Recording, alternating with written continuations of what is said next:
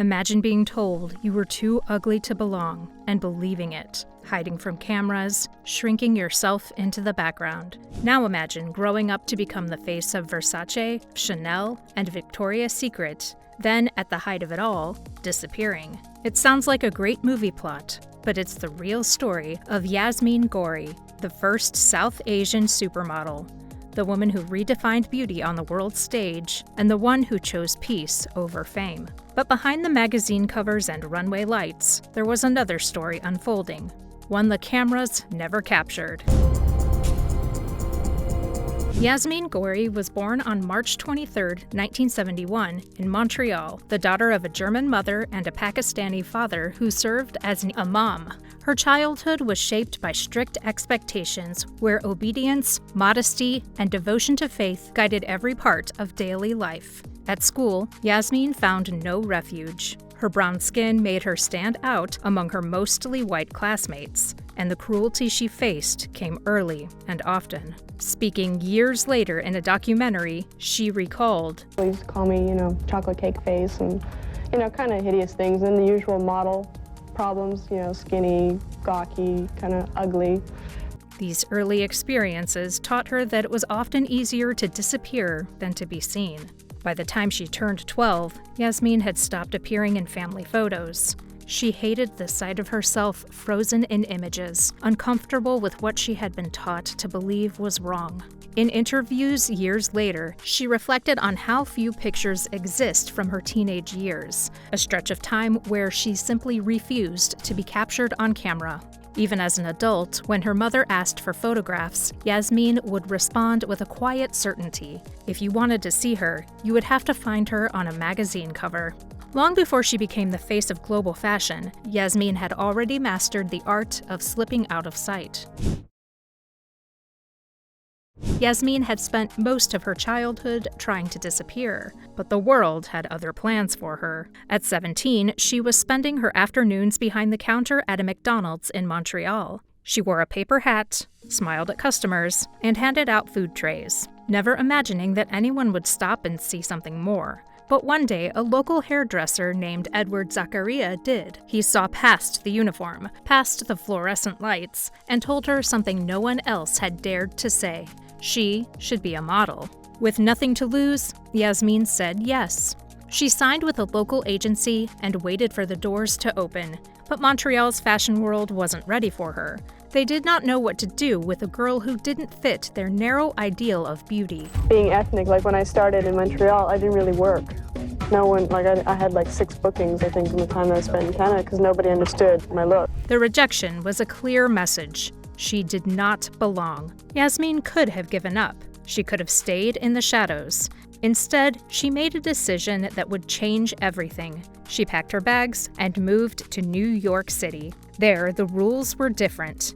In New York, designers were looking for something new, something the world hadn't seen before. Gianni Versace, Valentino, Karl Lagerfeld, they did not want her to blend in. They wanted her to set the standard. And once Yasmeen stepped onto a runway, no one would ever forget the way she moved.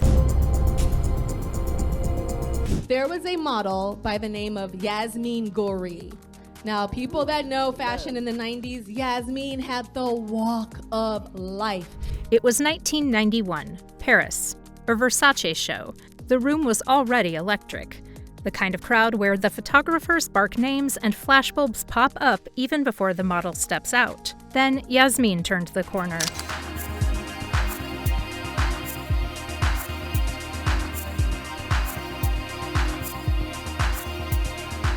There was no hesitation, no manufactured attitude, just a slow, grounded rhythm that rolled through the space like music. Her hips moved with precision, her shoulders low, her face calm. Not cold, but composed. She wasn't selling a look, she was carrying what already belonged to her. People stopped talking. Stylists stepped out from backstage just to watch. In a lineup of leggy blondes and dramatic poses, Yasmeen made silence into spectacle. The walk wasn't designed to impress, and that's exactly why it did. After that show, Versace booked her again, then Chanel, then Dior, then everyone else. Her walk became part of the show's identity. Suddenly, other models were studying footage of her, trying to match the tempo, the posture, the sense of control.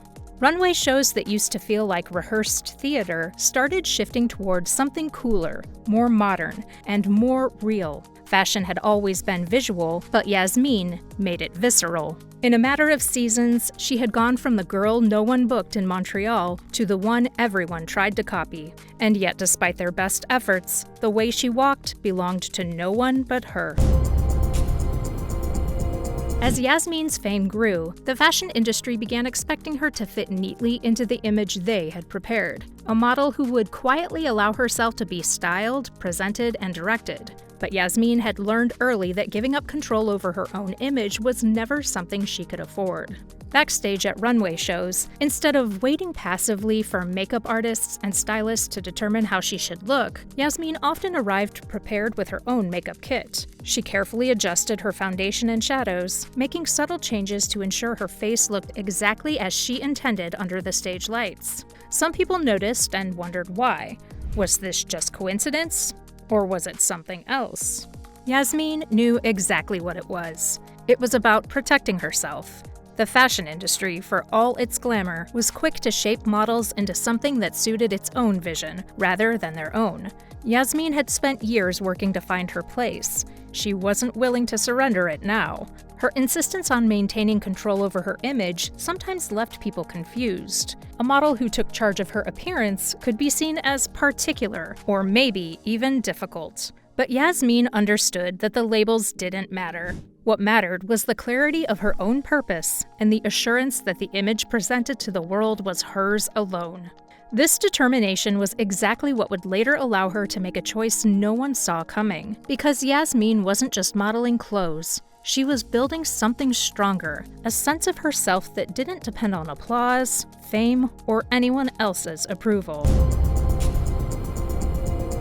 At the height of her success, Yasmeen Ghauri made a choice that stunned the fashion world. There were no public statements or scandals.